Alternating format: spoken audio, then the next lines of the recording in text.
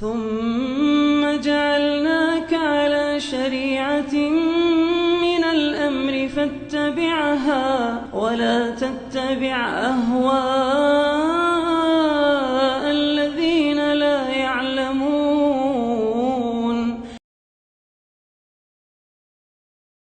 Bismillahirrahmanirrahim. Assalamualaikum warahmatullahi wabarakatuh. Assalamualaikum. Ikhwan dan akhwat peserta seminar nasional pada hari ini yang sama-sama mengharapkan ridha Allah Subhanahu wa taala. Di sesi kedua ini kita akan mendengarkan paparan dari Pak Ustadz tentang masalah-masalah di akhir tahun ini, kemaksiatan-kemaksiatan, sebab dan solusinya. Sebelum melangkah ke acara diskusi, beliau akan memberikan pemaparan. Waktu kita cukup panjang, jadi 5 menit begitu sebelum acara berakhir atau menjelang sholat zuhur, kita bisa selesai dan bersiap-siap melaksanakan sholat zuhur. Akan ada dialog interaktif. Jadi saya menawarkan kepada kita semua supaya tugas yang diberikan oleh panitia, yang diamanahkan oleh panitia tadi bisa kita sama-sama laksanakan. Saya selaku moderator dan Pak Ustadz yang akan menghantarkan kita kepada materi dan sekaligus memberikan jawaban-jawaban dari peserta seminar sekalian. Kita akan membagi waktu yang disiapkan ini secara bergantian antara pemaparan dengan diskusi. Mudah-mudahan kita bisa mencukupi 3 kali diskusi sebagai selingan 3 kali pemaparan. Nah, pada saat diskusi nanti ikhwan bisa memberikan pertanyaan, nanti akan dijawab, dan sebaliknya akan ada kesempatan juga Pak Ustadz memberikan pertanyaan kepada kita semua. Jadi saya kira timbal balik seperti itu. Dan dua-duanya berhadiah. Jadi panitia menyediakan cukup buku, mudah-mudahan masih ada di belakang, saya kira khazanahnya lumayan. Kemudian bagi akhwat, untuk kemaslahatan saya kira panitia akan memberikan, carikan kertas untuk dituliskan, dan pertanyaan nanti bisa dijemput ya oleh panitia untuk dijawab juga oleh Pak Ustadz. Bukan ada perbedaan, tetapi kita ingin suasana ini bisa berjalan dengan sebaik-baiknya dan sehikmat-hikmatnya. Kita berada di dalam ruangan masjid dan kita sama-sama menjaga adab-adab masjid. Saya kira biografi atau biodata sudah dibacakan tadi oleh pembawa acara. Jadi kita langsung saja mendengarkan bersama-sama paparan dari Pak Ustadz tentang bahaya ya di akhir tahun ya, sebab-sebab dan solusinya. Saya kira ini fenomena yang setiap tahun berulang ya. Dan konyolnya lagi, tadi dipaparkan di dalam pemaparan pertama dari tinjauan hukum positif, itu pelakunya notabene adalah kita atau bagian dari kita. Nauzubillahi min dzalik ya. Kalau kita lihat ada postingan yang beredar itu, mereka malah bilang kami bisa tenang beribadah Pak, cukup umat Islam yang merayakan itu di jalan-jalan. Ini kan satu ironi sebenarnya ya, satu ironi. Jadi, nah tadi di awal acara pembawa acara sudah menyampaikan, dan kita memang ini kalau target panitia kita berkumpul ini kurang lebih 1.000 orang ya, 1.000 orang ya. Jadi kalau terdampak misalnya 2-3 orang bisa ditulari oleh dari kita yang hadir, sekurang-kurangnya akan ada 2.000-3.000 orang yang bisa merenungkan fenomena ini dan ada niat untuk tidak mengulangi. Kita bisa mengurangi, paling tidak 3.000 orang terkurang tidak ikut turun di jalan, tidak ikut turun merayakan sesuatu yang bukan bagian dari ritual agama kita. Ini saya kira target, kita perlu target ya. Jadi ada hasil yang kita peroleh setelah kita keluar dari tempat ini. Saya kira itu mungkin sebagai pengantar. Kita juga acara kita pada kesempatan ini disiarkan langsung juga lewat radio An-Nasihah, jadi para pendengar di mana saja bisa menyimak acara ini. Kami ucapkan Assalamualaikum warahmatullahi wabarakatuh. Kita langsung kepada Pak Ustadz. Mungkin saya kira demikian. Kita sama-sama menyimak.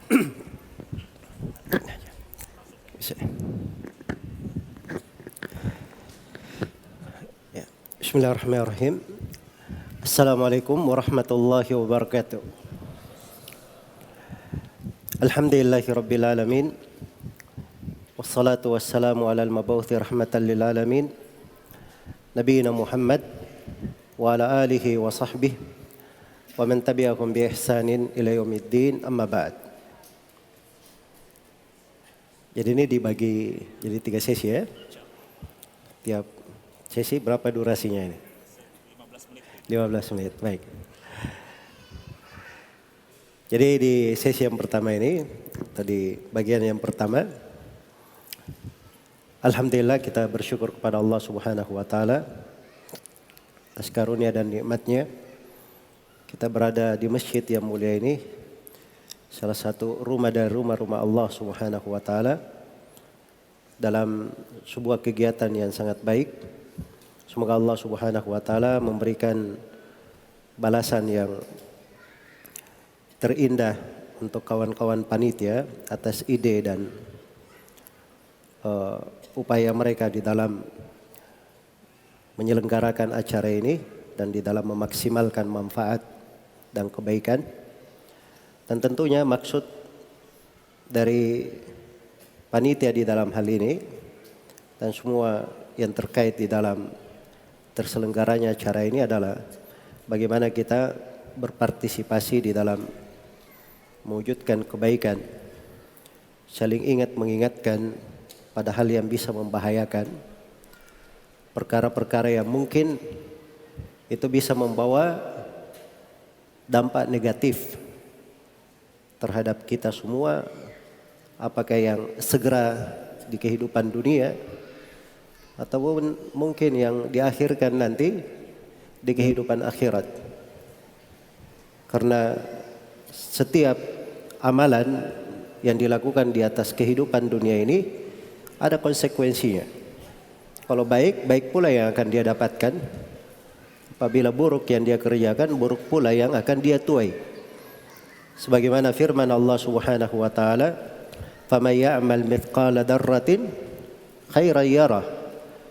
Siapa yang beramal kebaikan walaupun sebesar darah, dia akan melihat kebaikan itu. Wa may ya'mal mithqala dzarratin syarran yarah. Barang siapa yang beramal kejelekan walaupun sebesar darah, maka dia akan melihat kejelekan yang dia lakukan. Karena itu setiap dari perbuatan ada konsekuensi di belakangnya. Kemudian sudut yang lain yang memang menjadikan tema pembahasan ini menjadi sangat penting. Kemungkaran-kemungkaran itu tidak boleh dibiarkan, tidak didiamkan, justru harus diobati. Harus diobati. Cara mengobatinya, inilah dilihat apa solusi-solusi atau obat-obat yang cocok untuk hal tersebut. Dan tema pembahasan pada pagi hari ini insyaallah taala termasuk dari solusi untuk hal itu. Iya. Jadi sudah ada penjelasan bagaimana sudut-sudut bahaya misalnya dari pihak keamanan kita. Nah, ini namanya bahaya yang mungkin menimpa badan. Iya. Menimpa badan, menimpa negeri, keamanan kita. Dan ada sudut-sudut bahaya yang lain. Bisa menimpa agama, bisa menimpa hati. Dan mungkin bisa menjadi sebab yang membuat prahara di dalam kehidupan. Karena dosa dan maksiat itu Itu bukan masalah yang kecil. Kadang sebuah dosa dia tidak rasakan balasannya pada saat dia berbuat dosa itu. Tapi dosa itu kadang dia rasakan balasan yang menimpanya di masa-masa mendatang. Kata sebagian as-salaf, ketika dia tertimpa musibah, dia berkata, ini musibah saya tahu. Kenapa menimpa saya? Ini karena sebuah dosa yang saya lakukan 20 tahun yang lalu. Iya. Jadi dia menganggap bahwa dosa yang menimpanya atau musibah yang menimpanya itu karena sebuah dosa yang pernah dia kerjakan 20 tahun yang lalu. Dan apabila dosa-dosa ini dibiarkan, tidak diingkari, disitulah letak bahayanya. Apabila turun musibah dan petaka, mungkin semuanya akan terkena. Karena sebuah negeri itu apabila telah berbuat banyak kefasikan, maka itu tanda dia akan dihancurkan. Allah Subhanahu wa taala berfirman, "Wa idza aradna an nuhlika qaryatan amarna mutrafiha fafasaqu fiha fahaqqa 'alaiha al-qaul fadammarnaha tadmira." Apabila kami hendak membinasakan sebuah negeri,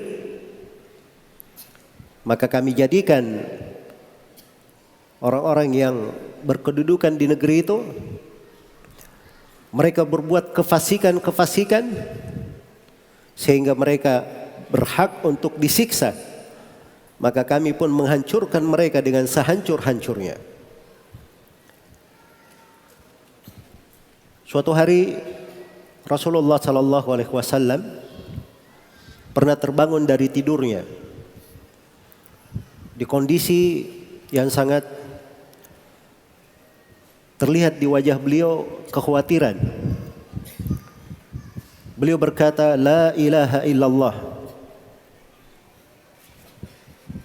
Maka salah seorang istri Nabi bertanya, "Ya Rasulullah, anuhlaku wa fina salihun?" Apakah kita akan dibinasakan sementara di tengah kami ada orang-orang yang salih? Kata Nabi sallallahu alaihi wasallam, "Na'am, idza kathura al-khabath." Kata beliau, iya, kalian akan dibinasakan apabila keburukan-keburukan, kejelekan-kejelekan itu lebih mendominasi. Lebih mendominasi. Karena itu tatkala ada kemungkaran-kemungkaran, tidak boleh dibiarkan, tidak didiamkan, tapi harus ada upaya untuk mengingkarinya, untuk mengingatkannya. Jangan sampai perahu itu tenggelam karena kita tidak mengingkari dari kemungkaran-kemungkaran. Karena itu Nabi SAW membuat perumpamaan yang sangat indah, menggambarkan bagaimana urgensi amar ma'ruf nahi mungkar, saling memerintah pada hal yang ma'ruf, saling melarang dari kemungkaran. Beliau membahasakan umat Islam itu seperti orang-orang yang berdesak-desakan di sebuah perahu.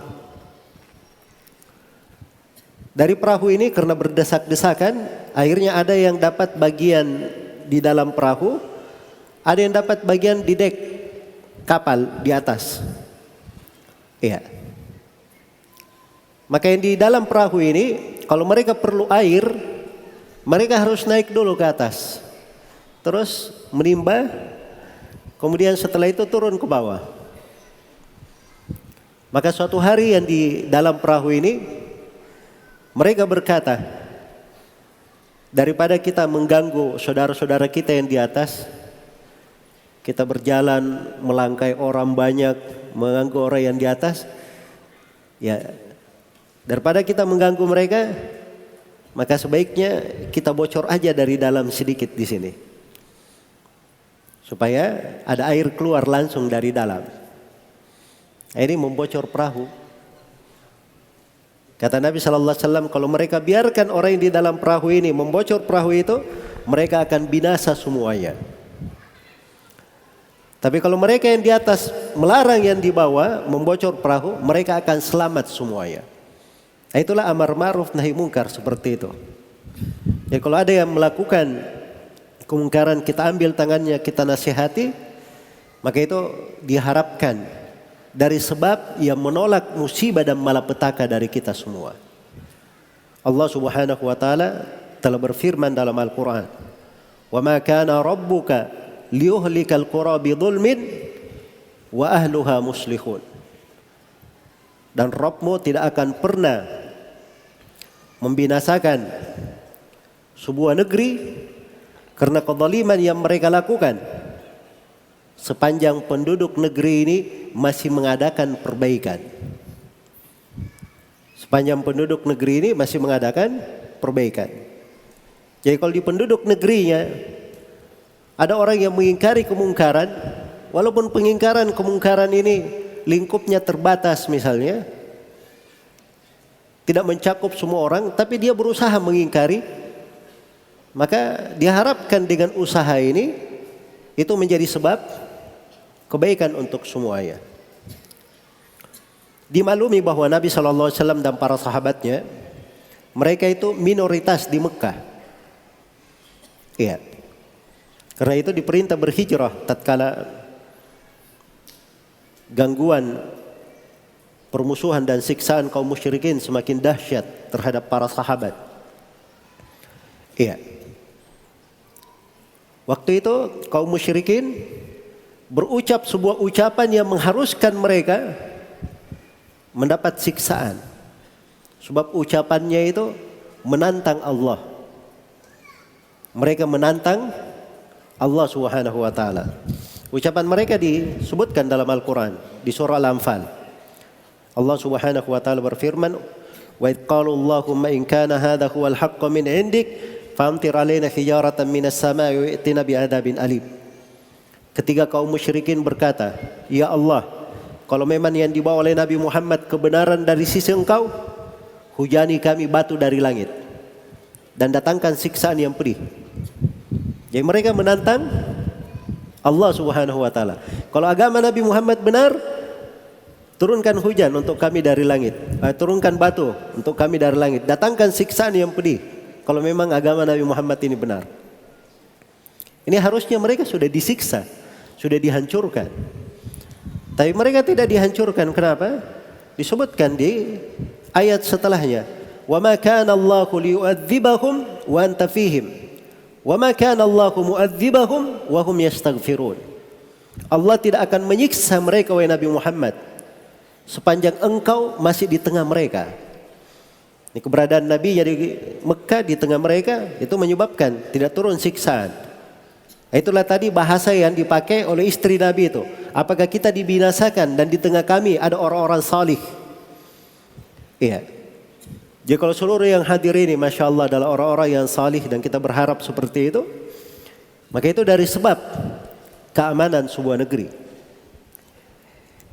Dan tidaklah Allah menyiksa mereka sepanjang engkau di tengah mereka. Dan tidaklah Allah menyiksa mereka sepanjang para sahabat masih beristighfar, masih memohon ampun kepada Allah Subhanahu wa taala. Maka paling tidak di antara kita ada orang yang sadar, walaupun kita misalnya tidak bisa merubah kemungkaran ini, tapi kita sadar bahwa itu kemungkaran. Kita mengingkari dengan hati, itu kemungkaran. Yang keliru karena kemungkaran ini terulang, ya, berada di mana-mana. Kadang menjadi sebuah kebiasaan. Kita masuk belanja saja ke pasar sana, ke mall sana, disambut oleh orang-orang, nggak tahu kenapa dia pakaian aneh di akhir tahun. Kan begitu? Ya. Ikut kebiasaan-kebiasaan yang dia sendiri tidak pernah apa? Tidak pernah mengenalnya. Ya. Jadi berada di mana-mana. Karena dia berada di mana-mana, kadang pengingkaran di dalam hati itu redup. Kadang hilang. Nah, kalau pengingkaran di dalam hati ini hilang, ini dari sebab datangnya kejelekan pada seorang hamba. Nasallallahu al-afiyah wassalama. Maka pengingkaran di dalam hati itu yang paling minimal. Harus ada di dalam hati. Itu fungsinya kenapa kita harus membahas apa-apa yang keliru, ya apa sebab kekeliruannya, bagaimana solusinya, ya agar supaya makna ini tertanam di dalam diri kita. Dan itu bisa menjadi sebab keselamatan kita. Kemudian yang terakhir di sini yang perlu saya ingatkan terkait dengan pentingnya tema pembahasan ini, tentunya seorang muslim itu di kondisi apapun di dalam kehidupannya, dia bisa membuka untuk dirinya lahan-lahan ketaatan, pintu-pintu ibadah. Ini yang perlu kita pelajari, apa pintu-pintu ibadah, lahan-lahan ketaatan yang mungkin bisa kita petik di dalam hal tersebut. Ya, sambil saya ingatkan bahwa kita itu tidak ada urusan dengan masalah tahun baru, akhir tahun ya, apalagi itu adalah penanggalan Masehi, bukan penanggalan umat Islam. Akhir tahun Hijriah saja umat Islam itu tidak ada acara khusus yang bernama awal tahun Hijriah. Jelas ya? Umat Islam itu kelahiran nabinya saja, mereka tidak ada acara khusus tentang hal itu. Tidak ada di dalam sunnah Nabi, para sahabatnya dan para a'immah. Itu hanya datang di kalangan orang-orang belakangan saja yang juga ingin meniru-niru kebiasaan orang-orang Nasara dalam merayakan kelahiran Nabi Isa alaihi salam. Tidak diragukan kelahiran Nabi, adanya Nabi diutus di atas muka bumi itu rahmat dan kebaikan untuk manusia. Siapa saja dari Nabi, Nabi Muhammad, Nabi Isa maupun yang lainnya. Tetapi kita itu dituntun dengan syariat, diperintah dengan ketentuan. Tidak boleh seseorang itu melakukan sebuah kegiatan kecuali dibangun di atas syariat dan tuntunan yang berasal dari Allah Subhanahu wa taala. Baik, maka ini mungkin untuk bagian yang pertama dari tema kita, wallahu taala alam. Alhamdulillah. Kita sudah sama-sama dengarkan. Mohon perkenannya saya berdiri supaya bisa melihat semua peserta kita. Waktunya terbatas dan saya akan memberikan kesempatan untuk bertanya di sesi ini. Poin yang disampaikan Pak Ustadz tadi adalah, kalau kita boleh simpulkan, adalah urgensi kenapa acara ini diadakan dan pentingnya ruh dari agama ini, yaitu amar ma'ruf nahi mungkar, itu kita tegakkan. Jadi ini saya kira ungkapan-ungkapan bahasa-bahasa gaul dengan istilah emang urusan buat lo, emang gua pikirin, saya kira ini tidak tempatnya di dalam agama kita. Kita harus peduli kalau kita sama-sama penumpang dalam satu kapal besar tadi. Kalau tidak, kita sama-sama tenggelam Pak Ustadz ya. Kita akan sama-sama tenggelam. Nauzubillahi min dzalik. Oke, saya kira kita akan mulai dari ini semua. Saya pikir saya tidak akan bagi ashabul yamin, moderat, ashabul shimal, saya kira bukan ya. Karena tempatnya sudah jelas ini. Kita semua ashabul yamin insyaallah. Insyaallah. Jadi saya mulai saja ashabul yamin yang pertama, 1 orang, kemudian yang di moderat tengah ashabul yamin yang kedua 1 orang, dan ashabul yamin yang ketiga 1 orang. Oke, yang slide pertama dulu. Silakan itu Pak. Pada. Terus yang kedua siap-siap tadi. Oke. Diingat saja. Yang sayap sini. Bapak. Ya. Nama dan instansi atau apa ya dari asal ya, yang jelas supaya ada bisa dilihat. Tapi silakan. Assalamualaikum warahmatullahi wabarakatuh. Waalaikumsalam warahmatullahi wabarakatuh. Perkenalkan, nama saya Muhammad Yusran. Saya dari Jalan Tol Idris Utami. Baik, saya akan bertanya, bagaimana cara menasehati atau mencegah kemungkaran yang dilakukan oleh keluarga kita, teman-teman atau lingkungan sekitar kita. Terima kasih. Baik. Jadi alhamdulillahirabbil alamin, terkait dengan apa yang dilakukan dari saudara-saudara atau kawan-kawan di sekitar kita dari kemungkaran, di dalam hadits Abu Sa'id Al-Khudri yang diriwayatkan oleh Imam Muslim, Rasulullah sallallahu alaihi wasallam bersabda, "Man ra'a minkum munkaran falyughayyirhu bi yadihi, fa in lam yastati' fa bi lisanihi, fa in lam yastati' fa bi qalbihi, wa dzalika adhaful iman."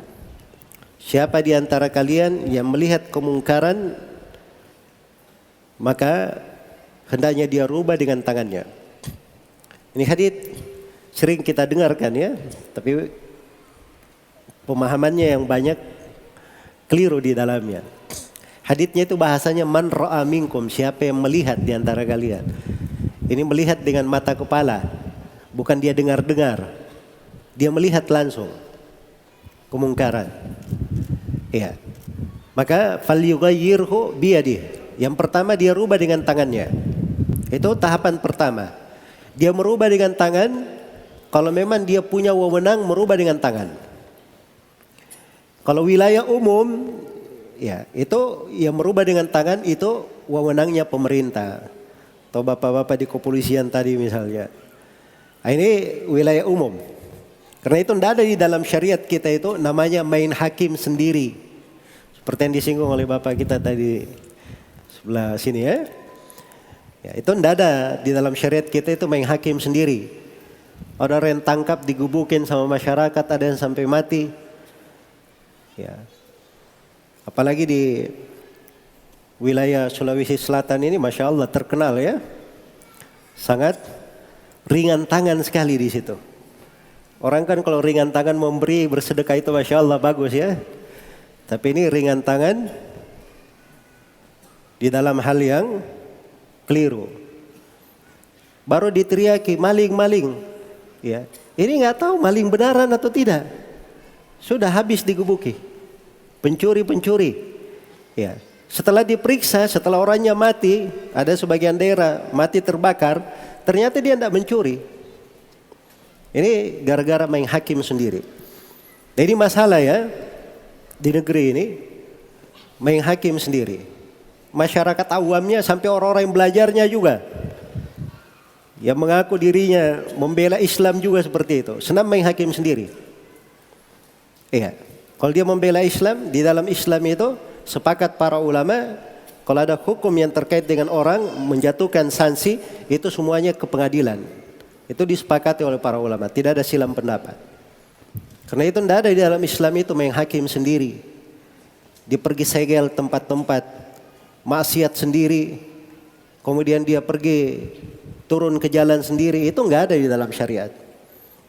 Istilah main hakim sendiri. Jadi kalau wilayah umum merubah dengan tangan itu wewenang pemerintah. Kalau wilayah khusus di tengah keluarga saya, anak-anak, istri saya, saudara saya misalnya, tapi di dalam wilayah saya merubah dengan tangan itu enggak ada masalah. Itu wilayah saya. Iya, wilayah saya. Kalau tidak mampu dengan tangan, maka dia rubah dengan lisan. Nah ini dengan lisan bisa semuanya. Dia merubah dengan lisan. Kalau dia tidak bisa merubah dengan lisannya, maka dia rubah, dia ingkari dengan hatinya. Ini yang paling sedikit yang dia lakukan. Karena itu dikatakan, وَذَلِكَ أَضْعَفُ الْإِيمَانِ. Itu selemah-lemah keimanan. Karena itu harus ada upaya merubah dengan apa? Mengingkari dengan hati. Iya. Paling tidak kalau dia melihat kemungkaran, dia tidak bisa merubah dengan tangannya, dengan lisannya, dia berdoa kepada Allah Subhanahu wa Ta'ala supaya Allah memberi hidayah kepada orang-orang tersebut. Ya, supaya diberi pekerjaan yang lebih baik daripada itu. Maka itu mungkin dari ukuran hadits Nabi sallallahu alaihi wasallam di dalam hal ini, wallahu taala alam. Baik. Saya kira pertanyaan pertama sudah dijawab dengan jelas. Yang kedua tadi sudah menyiapkan diri, silahkan Pak. Tadi saya sudah menunjuk satu orang tadi. Ya, sana. Tapi panitia mic-nya bisa di.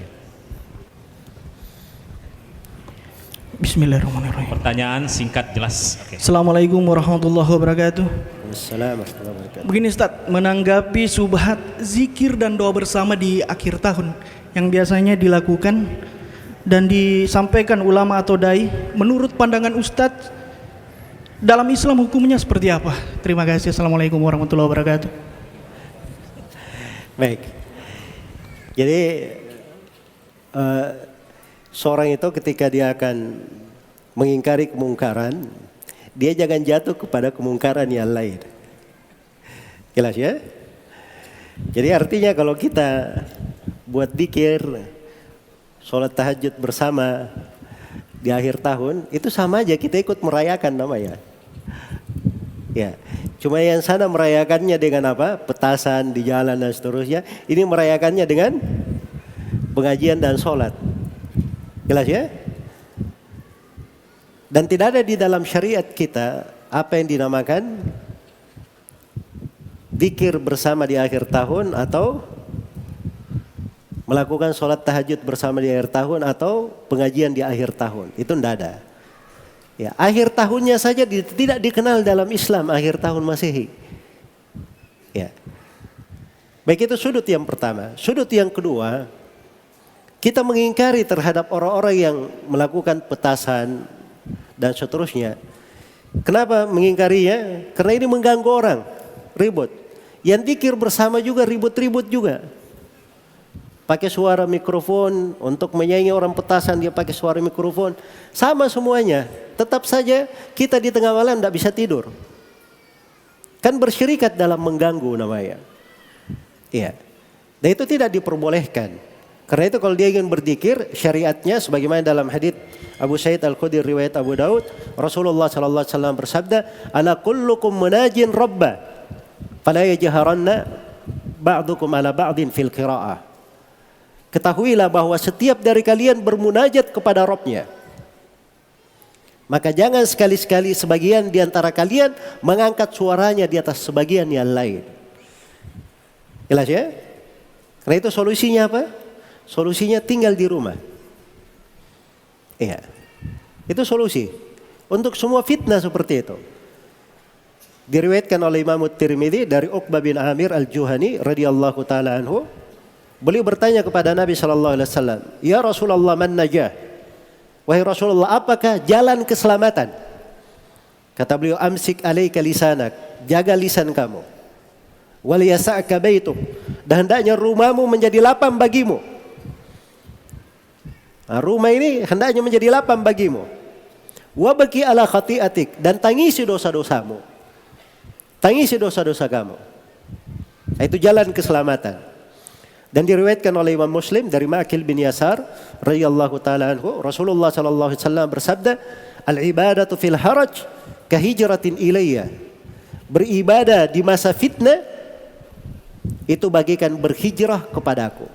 Jadi masa orang-orang melakukan kemungkaran berbagai fitnah di akhir tahun, kalau dia di rumahnya beribadah kepada Allah, sekurang-kurangnya dia tidur untuk tidak mendengar kemungkaran, itu dia dapat pahala.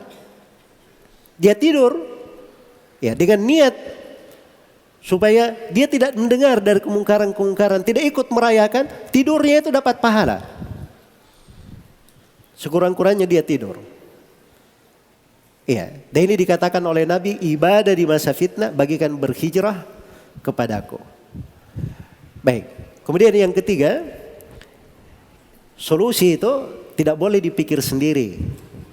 Di dalam syariat itu semuanya sudah dijelaskan. Hal yang baik sudah diterangkan, hal yang buruk saja sudah diterangkan di dalam agama. Karena itu jangan membuat solusi-solusi sendiri yang tidak ada dalil dan tuntunan di dalamnya. Mungkin itu 3 sudut untuk pertanyaannya, wallahu taala alam. Syukran Pak Ustadz. Jadi solusinya jangan kita membuat acara tandingan di momen yang sama ini ya. Nah, jadi saya kira seperti itu. Kita diam di rumah, syukur-syukur kita ditidurkan oleh Allah Subhanahu wa taala di momen itu. Saya kira itu.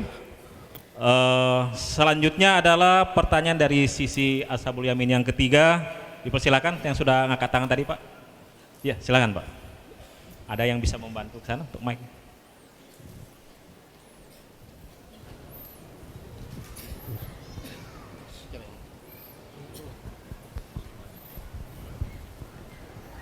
Bismillahirrahmanirrahim. Assalamualaikum warahmatullahi wabarakatuh. Wassalamualaikum warahmatullahi wabarakatuh. Jazakallah khairan atas kesempatan yang diberikan. Pertanyaan saya masih terkait tentang kemungkaran-kemungkaran yang terjadi di akhir tahun. Kalau tadi sudah disebutkan tingkatan-tingkatan dalam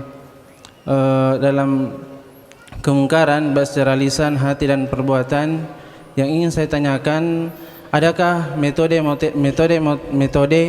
yang diajarkan para ulama, bagaimana bentuk-bentuk dalam mengingkari berbagai kemungkaran selain dari tingkatan-tingkatan yang disebutkan tadi, atau cara-cara yang harus kita lakukan di dalam mengingkari kemungkaran-kemungkaran, Ustaz? Jazakallahu khairan.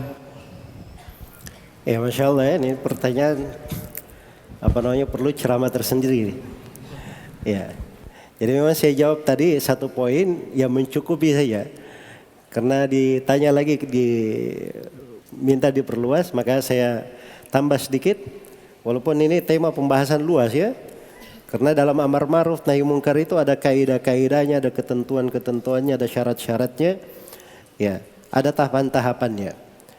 Secara umum bahwa pada saat terjadi kemungkaran, dan itu dipastikan kemungkaran, maka seorang itu dia harus memiliki beberapa sifat.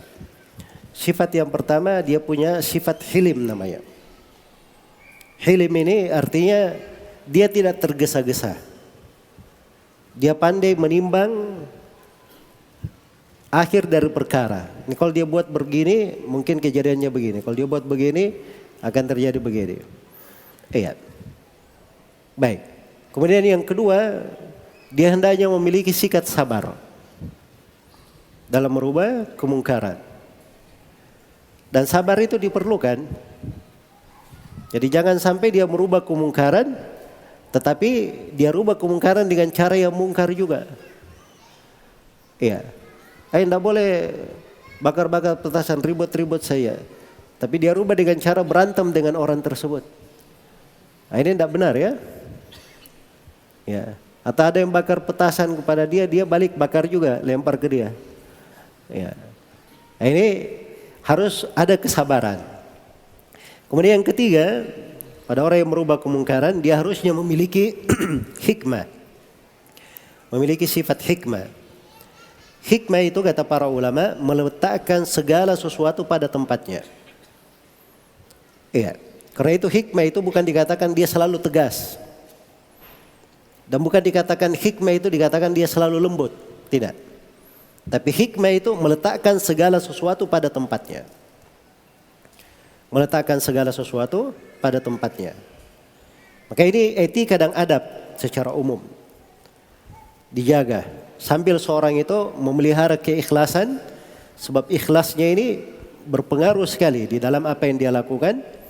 Kemudian yang kedua, dia memang melakukan hal tersebut di atas dasar nasihat, ketulusan untuk saudaranya.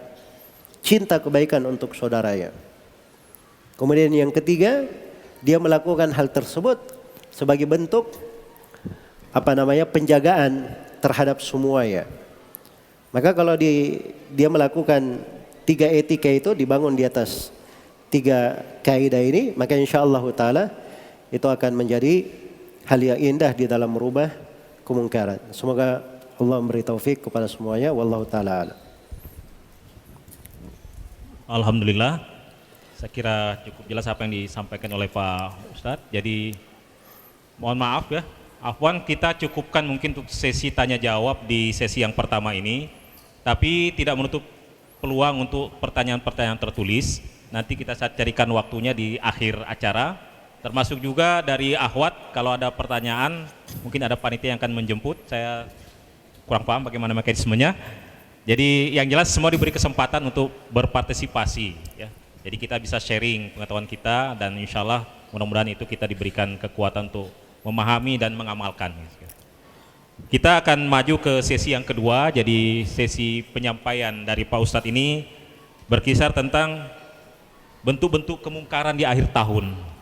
Ya, jadi seperti apa? Tentunya tidak semua mungkin kita bisa membaca ternyata yang kita lakukan ini adalah kemungkaran. Nah, ini ada kiat-kiat juga. Oh, ini kemungkaran ternyata yang lakukan ini. Saya kira ini yang akan disampaikan oleh Pak Ustadz di sesi kedua. Tafadhol. Baik.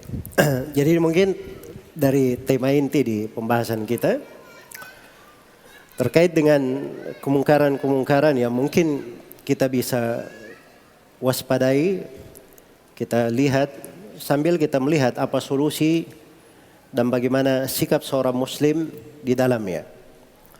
Pertama, Allah Subhanahu wa taala telah menjadikan umat Islam ini di atas sebuah tuntunan dan syariat. Sudah jelas pasti sisa diikuti dan ditapaki. Allah Subhanahu wa taala berfirman kepada nabinya, "Tsumma ja'alnaka 'ala syari'atin minal amri fattabi'ha." wala tattabi' ahwa'al ladzina la ya'lamun. Kemudian kami jadikan engkau Nabi Muhammad di atas sebuah syariat dari perkara agama. Maka ikutilah syariat tersebut dan jangan ikuti hawa nafsu orang-orang yang tidak mengetahui. Ini dasar dalam kehidupan seorang muslim. Apa yang merupakan tuntunan agama, syariat, itulah yang dia ikuti. Itulah jalan kebaikannya.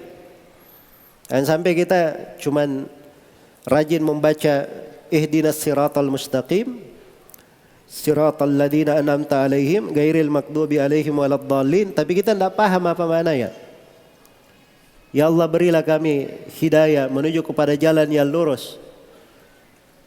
Lalu dia rinci apa jalan yang lurus itu. Jalan orang-orang yang kau beri nikmat terhadap mereka. Lalu berlindung dari dua jalan. Ghairil maghdubi alaihim waladdallin. Bukan jalan orang yang dimurkai dan bukan pula jalan orang yang disesatkan. Jalan yang dimurkai ini, itu yang dimaksud menurut penafsiran para ulama adalah orang-orang Yahudi. Karena mereka punya ilmu tapi tidak beramal dengan ilmunya. Dan abdalin, orang-orang yang tersesat itu orang-orang Nasara. Mereka beramal tanpa ilmu. Jangan sampai kita selalu berdoa membacanya 17 kali paling minimal ya. Dalam kewajiban sholat 5 waktu kita baca. Tapi kita tidak paham makna itu. Kita tidak memintanya untuk selalu dikukuhkan di atas jalan yang lurus. Iya. Maka seorang muslim itu kewajibannya menapaki jalan yang lurus. Dan seorang muslim itu dibedakan jalannya dengan kafir.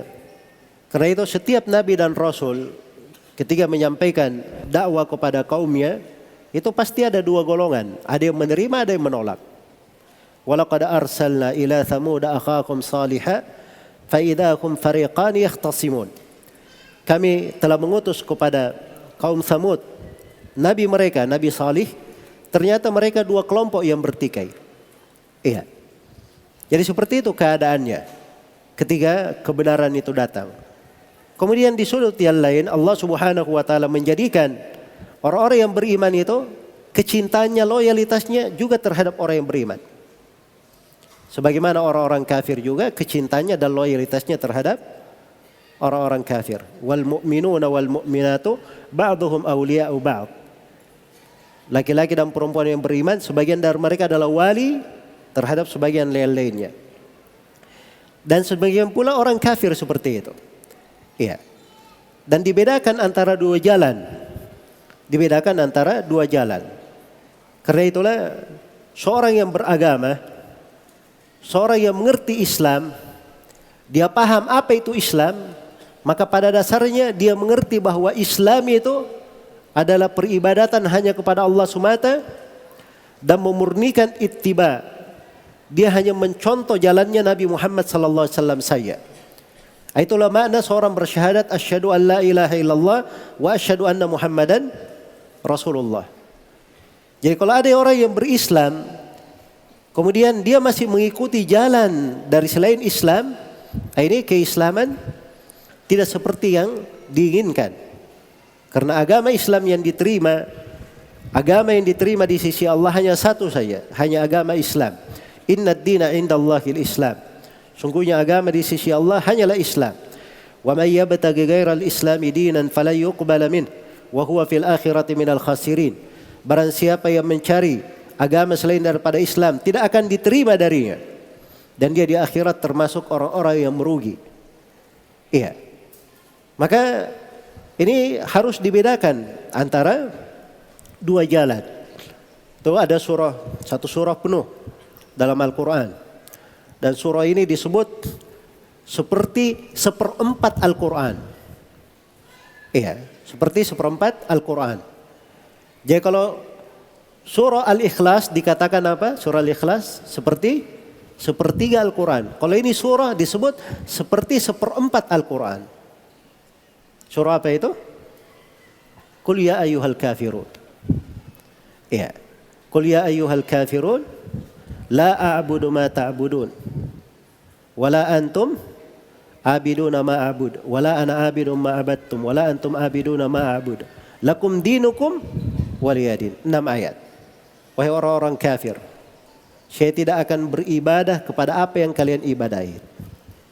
Ya. Dan saya tidak akan mungkin mengibadahi, dan kalian tidak akan mungkin mengibadahi apa yang saya ibadahi. Dan saya tidak akan beribadah apa yang kalian ibadahi. Kalian juga tidak akan mungkin beribadah terhadap apa yang saya ibadahi. Untuk kalian agama kalian, dan untukku agamaku sendiri. Ya.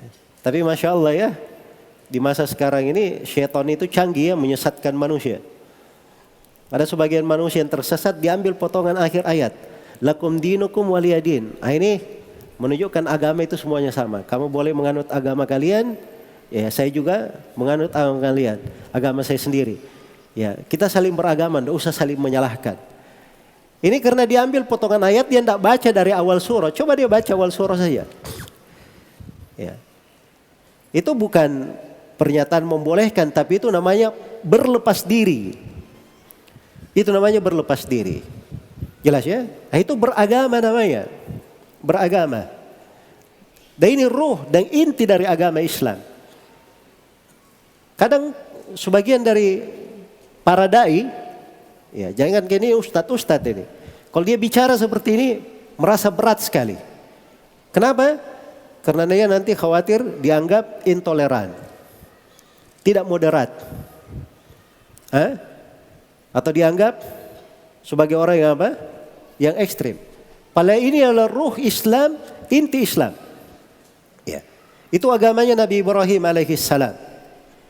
Laqad kana lakum fi Ibrahim, laqad kana lakum uswatun hasanah fi Ibrahim walladzina ma idh qalu liqaumihim inna bura'a'u minkum wa mimma ta'buduna min dunillah kafarna bikum wa bada bainana wa bainakumul adawatu wal baghdha'u abada hatta tu'minu billahi wahda.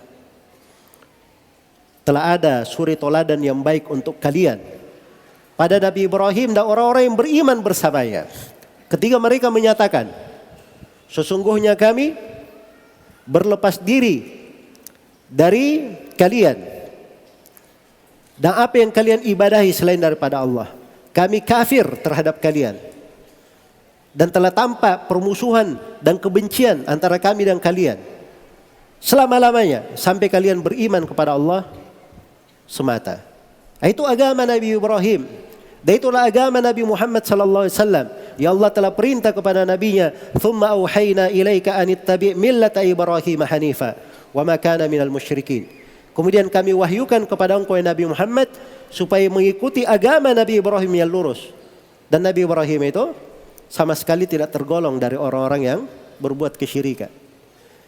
Jadi ini keyakinan masalah agama. Jangan dicampur adukkan dengan masalah dunia. Iya. Ini orang-orang yang mencampur adukkan sampai mengatakan semua agama sama. Sampai dia tidak tahu ruh Islam itu, bahwa Islam itu la ilaha illallah, artinya dia kafir terhadap segala yang diibadahi selain daripada Allah. Berlepas diri dari segala yang diibadahi selain daripada Allah. Kenapa dia tidak memahami ini? Tidak terikat dengan hal tersebut karena dia khawatir nanti. Kalau dia berkeyakinan seperti itu, dia dianggap memusuhi orang yang lain. Nanti dia tinggal di dalam negeri ini katanya dia tidak bersahabat dengan penganut agama yang lain. Itu pemahaman yang keliru. Itu tidak ada sejarahnya di tengah umat Islam pemahaman yang seperti itu. Itu ruh Islam, agama di dalam Al-Quran dan hadits itu yang dibawa oleh Nabi. Berlepas diri dari kaum musyrikin, orang-orang kafir. Tapi bersamaan dengan itu, ketika hidup di dalam sebuah negeri bersama 3 kabilah Yahudi di Medina, orang-orang Yahudi tenang bersama Nabi. Dapat kedamaian dan keadilan. Iya. Karena memang Islam menegakkan keadilan. Dan Islam adalah agama yang mengharamkan segala bentuk kezaliman. Sekecil apapun kezaliman itu. Walaupun terhadap non-muslim sekalipun. Tidak boleh ada perbuatan kezaliman dalam Islam. Karena itu orang-orang Yahudi, damai mereka di masa Nabi sallallahu alaihi wasallam. Mereka diusir dari Madinah, kenapa? Karena mereka sendiri yang berkhianat. Ikut membantu kaum musyrikin dalam menyerang Rasulullah dan para sahabat. Maka Nabi membalas seperti perbuatan mereka. Iya. Mereka bukan orang yang, Nabi itu bukan yang dahulu membatalkan perjanjian. Beliau hanya membalas orang-orang yang membatalkan perjanjian. Demikian pula di masa Abu Bakar, di masa Umar, di masa Umar Ibn Khattab ketika beliau meninggal. Itu ahlul kitab bersedih dengan meninggalnya Umar. Kenapa? Mereka merasakan keadilan yang tidak pernah mereka rasakan sebelum datangnya Umar ke tempat mereka. Ketika Imam Al-Auza'i meninggal, itu jenazahnya diantar oleh orang-orang Yahudi dan Nasara. Ikut mengantar jenazahnya. Ketika ditanya, kenapa kalian ikut mengantar jenazah Imam Al-Auza'i, Imam negeri Syam, Mufti negeri Syam? Kata mereka, telah meninggal orang yang menegakkan keadilan di tengah kami. Iya. Al-Auza'i ini luar biasa. Ketika dia, misalnya ada orang yang dizalimi, siapapun dia akan tulis kepada pemerintah, kepada raja, dia akan berbicara bahwa itu adalah perbuatan yang tidak benar dan seterusnya. Karena itu orang bersedih dengan meninggalnya siapa? Al-Auza'i rahimahullahu ta'ala. Karena itu jangan mengajari umat Islam tentang mana toleransi. Iya. Dari semenjak dahulu, semenjak negeri ini ada, umat Islam itu selalu menjadi sebab kebaikan untuk negeri ini. Dari terusirnya penjajahan dan sebagainya. Dan mereka tidak ada masalah dengan keberadaan penganut agama yang lain. Ya. Karena itu kalau ada yang ingin mencampur adukan tentang urusan agama, prinsip-prinsip akidah, itu tidak diperbolehkan. Jangan diberi izin untuk hal tersebut. Ini muncul dari orang-orang belakangan, ya bahasa syar'inya mereka disebut kaum munafikin. Kaum munafikin. Apakah bajunya baju liberal atau baju yang lain, tapi kalau bahasa syariatnya itu kaum munafikin. Menampilkan keislaman, tetapi di hatinya bukan keislaman. Iya. Apabila seorang sudah memahami apa itu Islam dan dia mengenal bahwa Islam ini adalah membedakan antara jalan yang mengantar kepada Allah, keimanan kepada Allah, dibedakan dengan jalan yang mengantar ke neraka, kekafiran kepada Allah, maka di sini dia sudah bisa melihat jalannya, akan terang sekali masalah tersebut. Ya, bahwa agama Islam ini memang agama yang menyelisihi jalannya orang-orang Yahudi dan menyelisihi jalannya orang-orang Nasara. Orang Yahudi juga paham tentang hal tersebut. Karena itu ada di dalam Sahih Muslim ketika Nabi SAW bersabda, "Isna'u kulla syai'in illa nikah." Lakukanlah segala sesuatu ketika istrimu sedang haid, segala sesuatu boleh kecuali nikah, kecuali hubungan suami istri. Ini menyelisihi keyakinannya orang Yahudi. Orang Yahudi itu kalau istrinya sedang haid, itu ditinggalkan. Sama sekali tidak boleh didekati. Makan dengannya juga tidak boleh. Tidur dengannya tidak boleh. Jadi perempuan ini seakan-akan diisolasi. Iya. Jelas ya? Orang Nasara sebaliknya, boleh segala sesuatu. Iya. Melakukan hubungan suami istri di masa haid juga tidak ada masalah bagi mereka. Dan Islam ini datang di jalur pertengahan. Ketika sampai sabda Nabi ini kepada orang Yahudi langsung berkata, ini memang orang, maksudnya Nabi Muhammad, dia tunjuk kepada Nabi Muhammad, ini memang orang, tidak ada satu perkara pun di agama kita, kecuali dia ingin menyelisihi kita di dalamnya. Ya. Jadi kalau ada yang tidak paham, ini simbol agama Islam, ya, maka itu artinya dia belum percaya beragama dengan agama Islam. Ya. Dia belum percaya bahwa kebenaran itu hanya di dalam Islam. Ini prinsip-prinsip pokok. Prinsip pokok ini tidak mengganggu hubungan di dalam masalah keduniaan.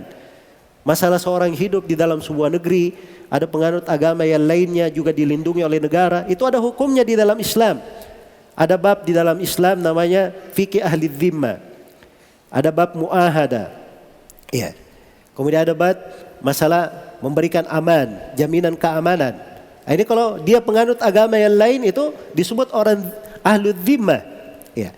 Sepanjang pemerintah melindunginya dan mereka juga taat kepada peraturan pemerintah, itu di dalam Islam diperintah untuk dijaga. Tidak boleh diganggu. Kalau mereka berbuat kemungkaran, kita tidak boleh merubah dengan tangan. Dilaporkan kepada pemerintah. Nah, demikian tuntunan-tuntunan di dalam hal ini. Iya. Karena itulah dibangun di atas penjelasan ini harus dipahami bahwa seorang muslim itu tidak boleh memberi ucapan salam atas apa? Atas perayaan agama manapun. Iya. Atas perayaan agama manapun. Jadi kalau misalnya ada yang berkata, tidak ada larangan memberi salam Natal. Nah, ini dari pengetahuan dia yang terbatas. Dari mana dia paham tidak ada, dari mana dia tahu tidak ada larangan? Sedangkan Ibnul Qayyim rahimahullahu taala menukil kesepakatan ulama bahwa para ulama bersepakat tidak boleh memberikan kata selamat untuk perayaan orang-orang kafir. Itu dinukil kesepakatan ulama. Tiba-tiba dia datang berkata tidak ada larangan. Ini dia belajar apa? Sehingga mengatakan tidak ada larangan. Jadi kalau dia katakan selamat hari Natal, paling tidak dia akan mengakui beberapa hal. Yang pertama dia akan mengatakan selamat bahwa Nabi Isa memang anak Allah. Itu artinya selamat Natal, kan begitu? Selamat bahwa Nabi Isa itu adalah Allah. Selamat bahwa Nabi Isa itu satu daripada yang tiga. Itu kan tiga keyakinan. Dan tiga keyakinan ini semuanya dianggap kafir di dalam agama Islam. Iya. Semuanya dianggap kafir. Laqad kafara alladziina qalu innallaha huwal masih ibnu Maryam. Laqad kafara alladziina qalu innallaha huwa thalithu thalatha. Itu dua ayat di surah Al-Maidah. Di surah At-Taubah, wa qala Uzair ibnu Allah wa qalat an-nasara al-masih ibnu Allah. Dzalika qaulul alladziina kafaru. Ya, yudahiuna dzalika qauluhum bi afwahihim yudahiuna qaulal alladziina kafaru min qabl. Jadi semua itu dari ucapannya orang kafir, penegasan di dalam agama. Iya. Maka dari kemungkaran adalah memberikan ucapan selamat kepada perayaan agama yang lain, dan itu dilarang dalam agama. Jangan mengatakan orang tidak mengucapkan selamat itu artinya kurang toleransi. Juga di agama mereka juga tidak ada hal tersebut. Tidak ada hal tersebut. Jelas ya? Karena itulah ya, seorang itu sangat indah sekali kalau dia berada di atas tuntunan. Ya. Kita tidak memberikan ucapan selamat, namun kita tidak membolimi mereka. Kita tidak dibenarkan mengganggu mereka pada hari perayaan mereka. Ya, membuat ribut-ribut terhadap mereka di dalam hal tersebut. Iya. Baik, ini sudut yang pertama. Yang kedua dari kemungkaran-kemungkaran juga, ini memberi selamat saja itu diharamkan, tidak diperbolehkan. Apalagi kalau dia hadir di perayaan mereka. Kalau dia hadir, itu adalah hal yang lebih disepakati tentang ketidakbolehannya. Dinukil kesepakatan ulama oleh Syekhul Islam Ibnu Taimiyah dan selainnya tentang tidak bolehnya hadir. Iya. Karena itu dari kekeliruan yang besar.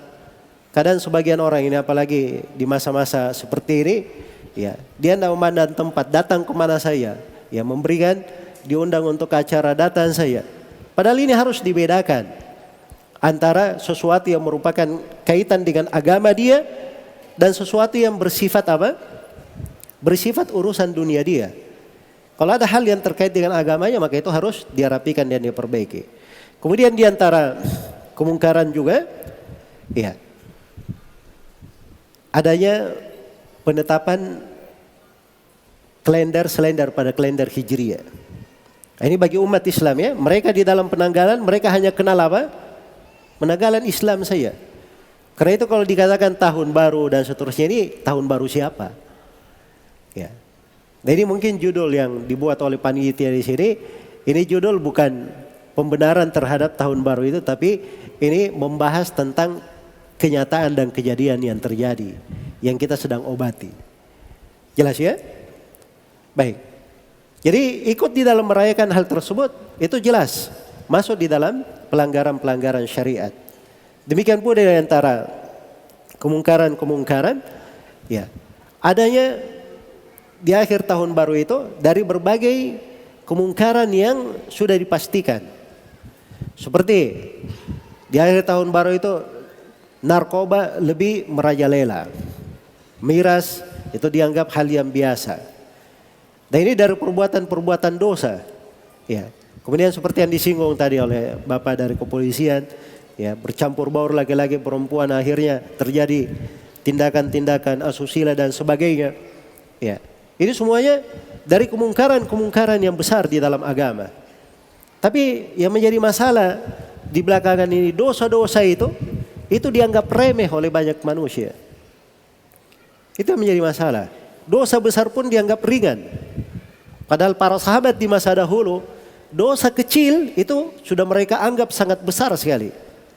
Kata Anas bin Malik radhiyallahu taala anhu, "Innakum lata'maluna a'malan hiya adaqqu fi ayunikum minasy-sya'r wa in kunna la na'udduha ala ahdi Rasulillah sallallahu alaihi wasallam minal mubiqat." Kata Anas, kalian, ini Anas menunjuk kepada para tabi'in di masanya, murid-murid para sahabat, kalian melakukan amalan-amalan. Amalan ini di mata kalian lebih tipis daripada rambut. Tapi kami menanggapi amalan yang seperti ini di masa Nabi itu dari hal-hal yang membinasakan, hal-hal yang menghancurkan. Maka seorang itu tatkala di dalam hatinya kengerian dosa, buruknya dosa lemah, ya, cahaya keimanannya juga melemah, kegelapan-kegelapan dosa yang lebih mendominasi, maka dosa itu dianggap biasa, menjadi suatu hal yang tidak berbahaya bagi dirinya. Kemudian di antara kemungkaran-kemungkaran juga adalah bentuk mengganggu manusia. Tidak boleh mengganggu siapapun. Rasulullah sallallahu alaihi wasallam bersabda, "Man dayyaqa manzilan aw qata'a tariqan aw adha mu'minan fala jihada lah." Barang siapa yang mempersempit tempat singgah orang, barang siapa yang memutus jalan orang, dan barang siapa yang mengganggu seorang mukmin, maka tidak ada jihad bagi dia. Iya. Ini dia mengganggu jalan orang, memutus jalan orang. Ya, harusnya jalan itu orang tenang lewat, tapi ini tiba-tiba menjadi sangat ramai sekali. Ada jalan-jalan yang ditutup. Ya. Gara-gara banyaknya orang. Terus mengganggu kaum mukminin, mengganggu orang yang sedang tidur, ya, mengganggu orang yang sedang melakukan kegiatan-kegiatan, aktivitas dan sebagainya. Ya. Maka ini semuanya dari bentuk mengganggu. Dan hal yang seperti ini, selain daripada sudut-sudut keamanan yang sudah diterangkan tadi, ada bahayanya. Dari sudut keagamaan seorang antara dia dengan Allah itu adalah dosa. Itu adalah sebuah dosa. Jangan dia ikut di dalam hal-hal yang seperti itu. Ya, wallahu taala alam. Kayaknya sudah habis waktunya. Ya? Syukran Pak Ustadz. Jadi saya kira sudah jelas ya. Jadi Islam rahmatan lil alamin telah diperagakan oleh Rasulullah SAW beserta para khalifah pengganti beliau SAW. Bagaimana Islam memberikan rahmat bagi seluruh alam. Nah, kaitannya dengan perayaan akhir tahun ini bukan hal yang bisa ditawar-tawar. Dia menyinggung kepada akidah, inti daripada agama yang hitam dan putih, tidak ada abu-abu dalamnya. Nah, saya kira itu yang mau disampaikan secara ringkas Pak Ustadz tadi itu. Tidak ada pilihan kita. Kalau dia memang larangan datang dari Allah dan itu diberikan tuntunannya oleh Rasulullah SAW, kita tidak ada tawar-menawar lagi untuk mencari dalil-dalil yang bisa memberikan toleransi kepada kita. Apapun alasannya. Ya, saya kira ini inti daripada sesi yang kedua. Dan kita akan masuk ke sesi yang ketiga. Kita akan menggabungkan sesi tanya jawab yang ke sesi kedua dan ketiga ini. Karena mempertimbangkan waktu kita sudah dekat menjelang zuhur, kita akan gabungkan selesai sesi ketiga, itu tanya jawab khususnya yang tertulis, dan kemudian akan ada kuis juga. Jadi berbalik, Pak Ustadz akan akan bertanya kepada ikhwan dan akhwat sekalian ya, tentang apa saja yang menyangkut dengan masalah yang kita diskusikan sekarang. Nah, pada sesi yang ketiga ini Pak Ustadz akan memaparkan kepada kita, kalau begitu kita berbuat apa di akhir tahun ini? Apa yang harus kita buat? Nah, ini lahan-lahan ketaatan kepada Allah SWT itu ternyata terbentang luas. Nah, kita akan dengarkan paparan beliau seperti apa kita harus bersikap. Tafadhal Pak Ustaz. Baik. Jadi terkait dengan masalah lahan-lahan ketaatan, pintu-pintu ibadah, itu selalu terbuka untuk seorang muslim dan muslimah. Dan harusnya kehidupan itu seperti itu. Kita jangan biarkan hidup ini kita terhalangi oleh suatu kendala. Iya. Jangan sampai di musim hujan Dia mau belajar misalnya, oh ini musim hujan, ya repot nanti, terlalu banyak hujan. Begitu musim hujan sudah pergi, ganti musim panas, wah ini saya keluar suhunya panas, mengganggu nanti. Ya. Kalau yang di sebagian wilayah punya musim semi, ya, oh ini musim semi, jarang-jarang lewat ini, biar nanti belajarnya selepas musim semi aja. Hah? Datang musim gugur, nah begitu juga. Kapan dia mau belajar? Ini satu bentuk ketaatan ya dalam bentuk belajar. Sama dengan ibadah seperti itu. Kalau dia selalu melihat ke kanan, ke kiri, ke depan, ke belakang, ya, dia tidak akan bisa berjalan dengan baik dan benar. Maka apa-apa yang berlalu di dalam kehidupan, solusi yang pertama itu selalu kita jadikan sebagai renungan agar supaya kita bisa melangkah ke depan, bisa semakin mendekatkan diri kepada Allah Subhanahu wa Ta'ala. Karena ingat, kehidupan dunia ini cuma ada dua disebut dalam Al-Quran. Kalau dia tidak melangkah ke depan, berarti dia mundur ke belakang. Tidak ada dalam bahasa Al-Quran dia berjalan di tengah diam, tidak ada. Dunia itu hanya ada dua saja. Dia maju ke depan atau mundur ke belakang. Kalau ingin dengar bahasa Al-Quran, Allah berfirman, "Liman syaa minkum ayyataqaddama aw yata'akhkhar." Bagi siapa di antara kalian yang ingin maju ke depan atau mundur ke belakang. Tidak ada pembahasan dia berada di tengah. Iya. Karena itu Rasulullah sallallahu alaihi wasallam bersabda dalam hadits Abu Malik Al-Asy'ari riwayat Muslim, "Kullun nasi yagdu faba'i'un nafsahu famu'tikuha aw mubikuha." Setiap manusia itu berusaha, dia berupaya. Dengan usahanya dia melakukan transaksi. Nah, itulah kehidupan dunia ini. Kita ini sekarang sedang melakukan transaksi. Orang yang bertransaksi itu cuma ada dua kemungkinan. Dia beruntung atau merugi. Kan begitu. Kalau di bahasa hadits, dia transaksi terhadap dirinya, maka ada yang membebaskan dirinya dari api neraka, dan ada yang justru menghancurkan dirinya jatuh ke dalam api neraka. Iya. Maka ini solusi yang pertama. Seorang itu selalu merenungi makna dari kehidupannya dan memeriksa hidupnya ini untuk siapa. Apa yang dia dapatkan di dalam kehidupannya. Bekal apa yang dia sudah siapkan untuk menghadap kepada Allah Subhanahu wa Ta'ala. Ini makna kalau selalu kita ingat di dalam kehidupan, maka insya Allah Ta'ala itu akan membantu kita menghadapi masalah-masalah.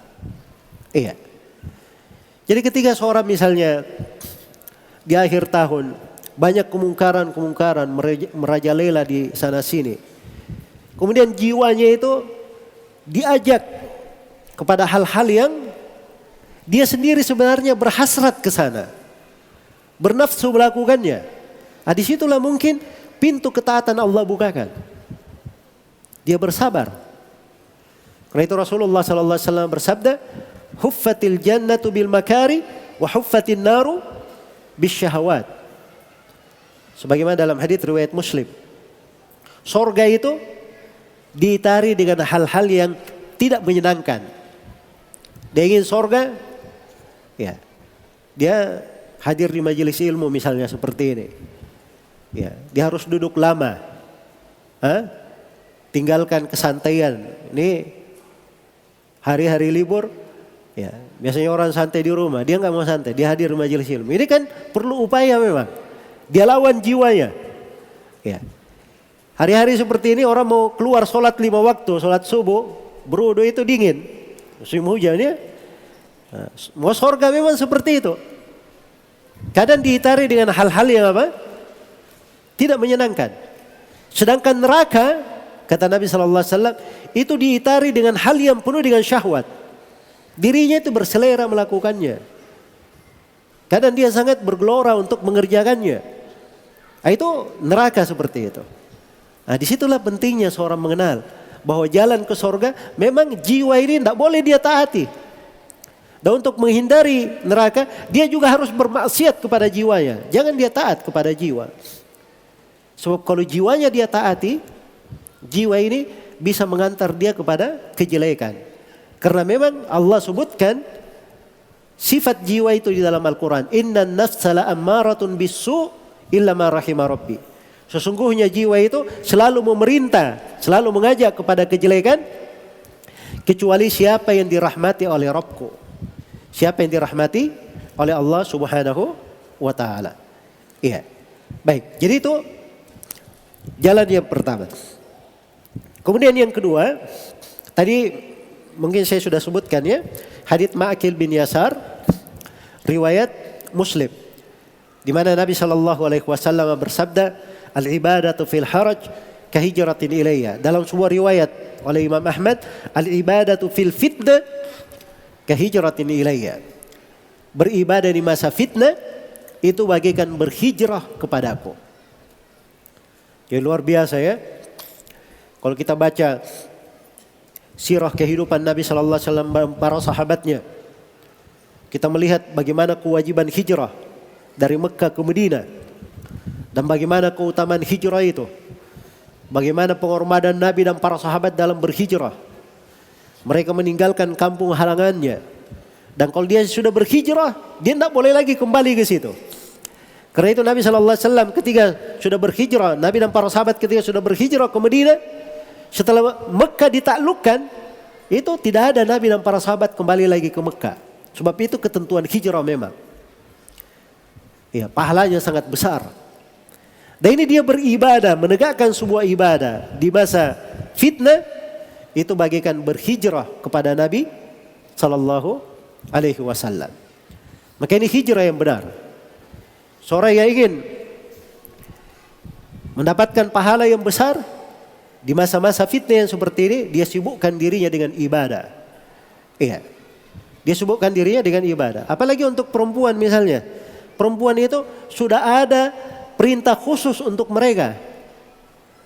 Allah Subhanahu wa Ta'ala berfirman, waqarna fi buyutikunna, dan berdiamlah kalian wahai para perempuan di rumah-rumah kalian.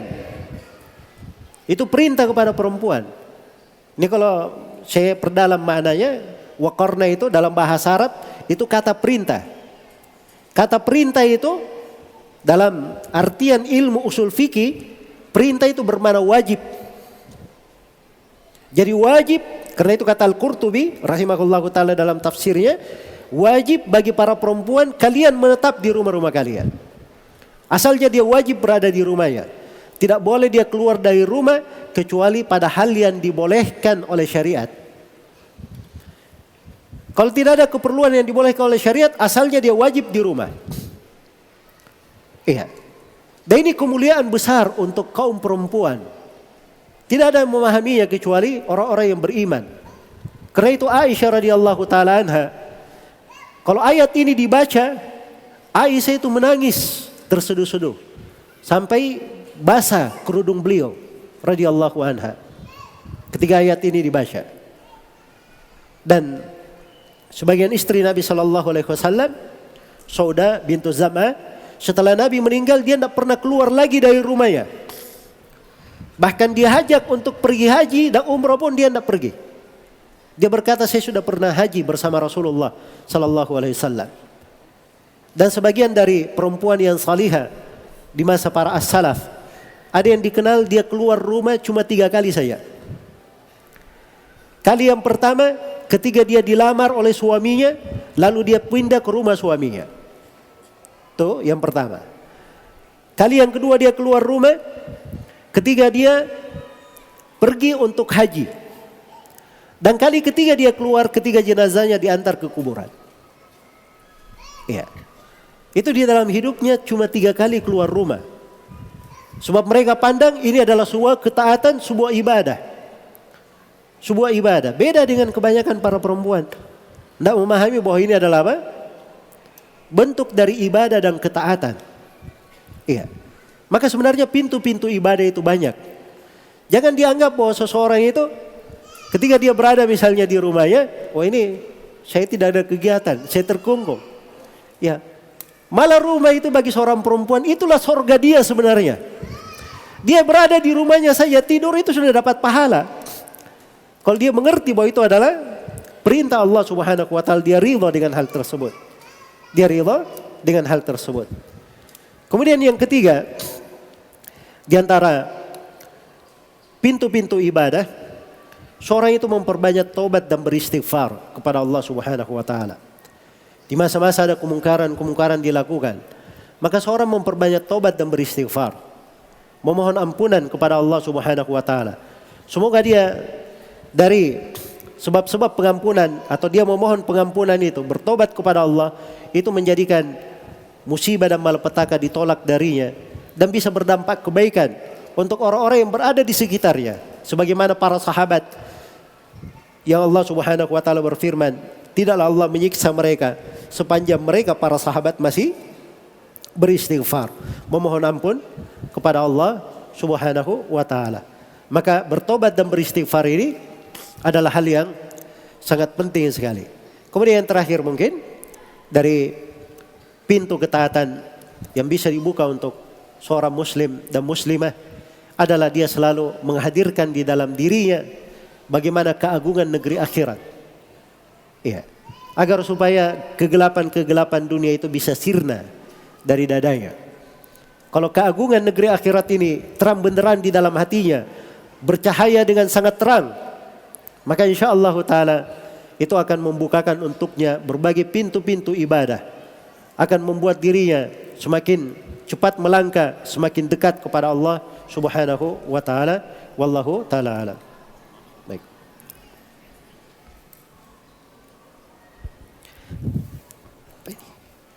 Alhamdulillah, sesi ketiga penyampaian materi sudah kita dengarkan bersama. Jadi tidak ikutnya kita larut di dalam fenomena akhir tahun ini tidak membuat kita mati kutu ya, macam tidak ada kegiatan gitu, bete ya. Ngapain jadi nih tahun berlalu nih? Ternyata Pak Ustadz tadi sudah membentangkan kepada kita begitu banyak lahan-lahan ibadah yang dihamparkan bagi kita semua. Nah ini kita sudah ketahui, kita coba pahami dan insya Allah kita siap amalkan. Hadirin ikhwan, ikhwah, pendengar Radio An-Nasihah yang sama dimuliakan Allah Subhanahu wa taala. Pada sesi ini kita utamakan dulu untuk memberikan kesempatan kepada Pak Ustadz bertanya atau kuis ya. Kalau dari hadiah buku ini saya lihat ada 3 kesempatan.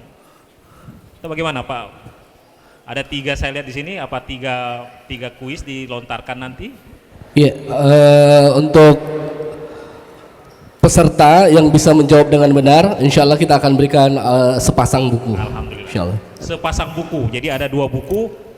Saya juga nanti akan melihat karena sebaran kita cukup merata dari sayap kanan, tengah, kemudian di sebelah lagi. Siapa yang duluan berdiri Pak Ustadz ya? Atau bagaimana nanti kita akan lontarkan? Saya pikir semua bisa menjawab kalau kita sudah semua menyimak apa yang disampaikan Pak Ustadz tadi. Jadi masalahnya adalah siapa yang kesempatan angkat tangan dan ditunjuk menjawab dengan benar akan mendapatkan 2 buah buku, sepasang buku dari Pak Ustadz. Baik, ini saya kira itu ya. Pertanyaan untuk berapa orang? Pertanyaan untuk 3 orang Pak Ustadz. Untuk 3 orang. Jadi kita akan bagi mungkin dari kesempatan sini ada kesempatan untuk menjawab, kemudian di tengah dan di sebelah kanan saya juga. Saya kira begitu. Kalau kita setujui supaya dapat kesempatan, saya akan beri waktu ini sepenuhnya kepada Pak Ustadz.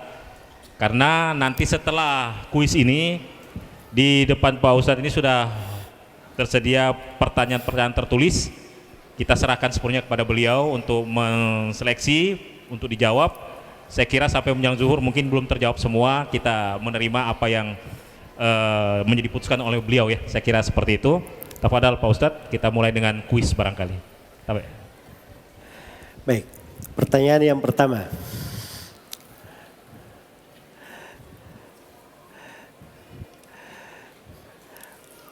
Saya tadi sebutkan beberapa alasan kenapa tidak boleh memberi salam keselamatan kepada agama yang lain. Saya minta 3 alasan saja. Ayo. Dari yang mana? Saya ambil yang terdekat atau yang Masya Allah. Ya, baik, sebutkan nama, alamat, langsung dijawab. Assalamualaikum Pak Ustadz. Saya Sahabuddin dari Bajidaka, tetangganya Pak Ustadz, Baji Rupa. Insyaallah. Sama-sama baji-baji ya. Ya, Baji-baji. Ya. Alhamdulillah. Jadi yang dilanggar itu ada 3 Pak Ustadz. Pertama adalah mengakui bahwa anaknya Allah itu ada. Ya, kalau mengucapkan itu. Yang kedua mengakui bahwa Nabi Isa itu memang anak Allah. Terus yang ketiga adalah bahwa Isa itu adalah Tuhan. Begitu saya punya penyemakan tadi Pak Ustaz. Baik. Jazakallah. Sebentar, saya ulangi pertanyaannya. Jadi saya nggak bicara tadi tentang salam Natal ya. Memberi selamat kepada penganut agama lain. Apakah salam Natal maupun yang lainnya? Jadi pertanyaannya lebih umum. Kalau Bapak kan arahannya kepada salam Natal saja tadi. Baik, silakan kalau ada pertanyaan. Saya minta 3 alasan. Bapak mau jawab ulang? Bisa dia jawab ulang, silakan. Bisa diperbaiki katanya. Iya, jadi kalau kita mengucapkan Natal kepada non-muslim atau ucapan selamat kepada perayaan mereka, itu betul-betul melanggar kita punya syariat sebagai muslim. Baik, 1 melanggar syariat. Iya. Terus yang kedua? Yang kedua menyelisihi kita punya agama, bahwa kita bisa dikatakan murtad dari agama kita. Enggak ya, jadi itu berat ya kalau mengatakan murtad. Dan itu saya tidak terangkan tadi. Iya. Terus yang ketiga, jadi kalau ada yang memberi salam kepada agama orang lain, sepanjang dia ucapan lisan saya, itu dikatakan dia berdosa, tidak dikatakan murtad. Oh iya. Jelas ya? Berdosa. Saya agak lebih keras Pak Ustadz. Ya. Baik. Yang ketiga Pak Ustadz. Yang kedua dulu, yang kedua.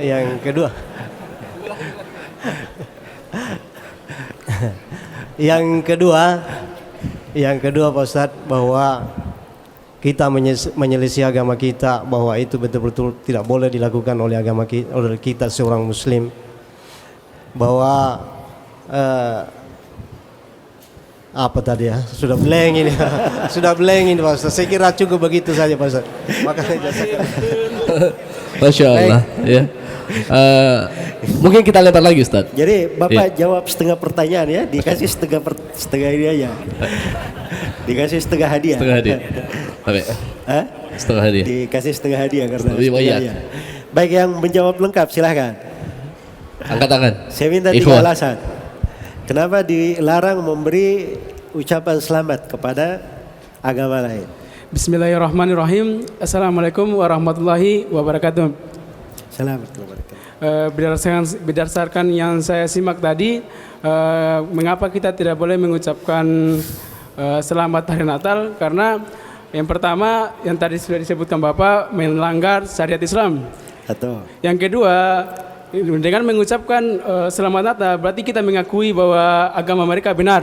Ya benar. 2, kalau kita ucapkan selamat bukan Natal aja, selamat kepada agama yang lain di hari raya mereka, itu artinya kita akui agama mereka benar. Terus yang ketiga? Yang ketiga, mengucapkan selamat Natal ataupun hal yang lain, berarti berdasarkan yang saya dengar tadi, berarti kita sudah mendekati menyalahi aturan. Aturan apa ya?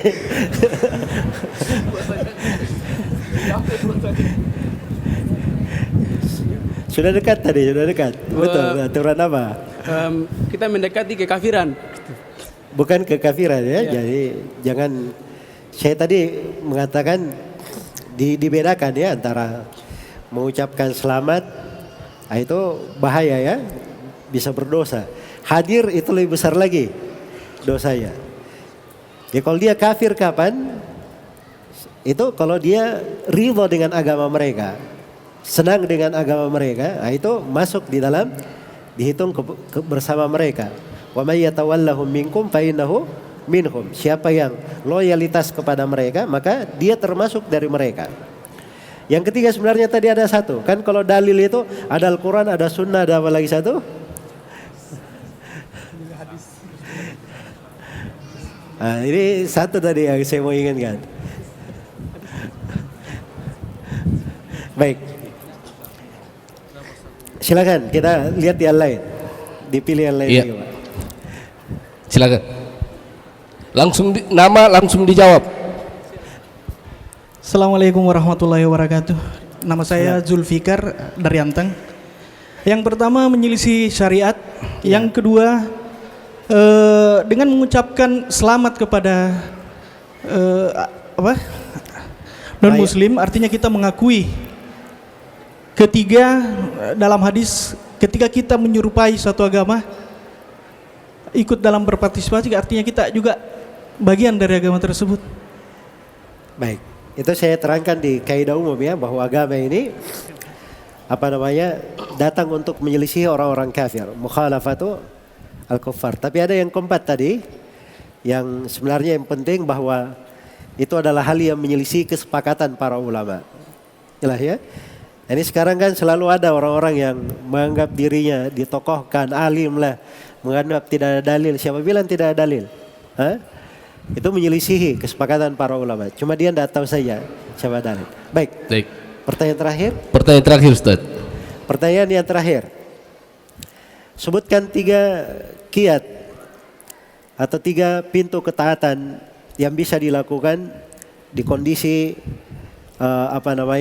dalam tanda petik ya, akhir tahun seperti ini. Oke. Yang tengah ya. Yang di tengah ini. Adik-adik ya. Cuma tidak diberikan tadi. Hah? Ya, Bapak tadi.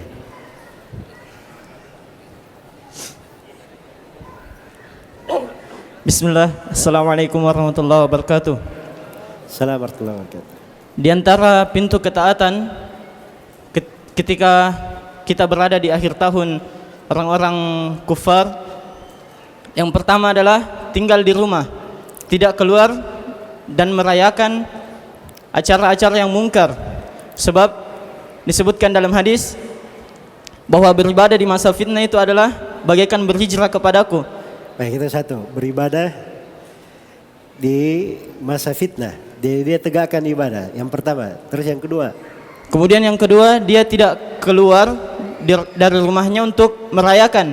Sebab masuk ke dalam hadis yang barang siapa yang memutus jalan kaum muslimin. Nah itu kita bukan membahas masalah kemungkaran ya. Kita bahas pintu ibadah, pintu ketaatan. Pintu ketaatan yang kedua apa? Ketaatan yang kedua adalah dia memperbanyak taubat dan istighfar. Ya, memperbanyak taubat dan istighfar. Pintu ketaatan yang ketiga. Kemudian pintu ketaatan yang ketiga,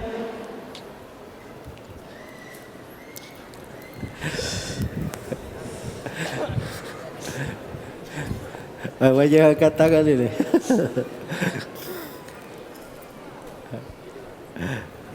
kemudian pintu ketaatan yang ketiga, Ustadz. Ini dapat bantuan ya, jangan sampai dapat bantuan dari kanan kiri. Baik. Angkat tangan yang lain. Yang ketiga. Bismillahirrahmanirrahim. Tidak apa-apa diberi tadi satu. Sudah menjawab sebagian. Ya silakan. Merenungi kehidupan dan selalu bersabar.